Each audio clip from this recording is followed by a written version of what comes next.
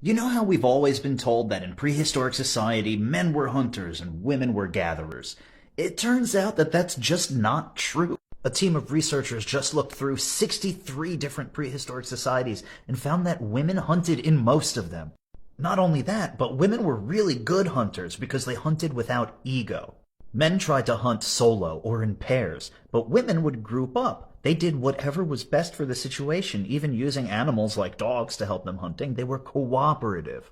Not only that, but the women were the teachers of the hunters. They had the lore and the knowledge, and they taught the other hunters, men and women. And not only that, but guess who the best hunter in many of these tribes was? Guess who? It was Grandma. Grandma had the most skills. Grandma was the most revered hunter in many of these societies. Don't get me wrong, men were good hunters too. The evidence shows that when it comes to hunting large game, men and women were about on even footing. Like literally 50% of large game hunting was done by men and 50% by women. And do you know where the idea of men hunter, women gatherer came from in the first place?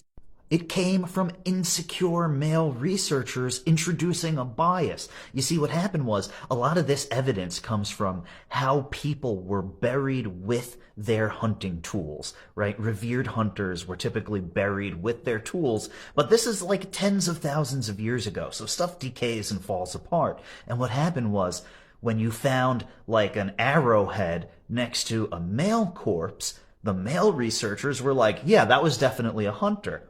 But when they would find the same type of arrowhead or whatever buried next to a female corpse, they would be like, not sure that was a hunter. That might be some sort of kitchen implement. It was literally that type of insecurity that introduced this bias into the research in the first place. So yeah, we basically have scientific evidence that men have been insecure for 200,000 years.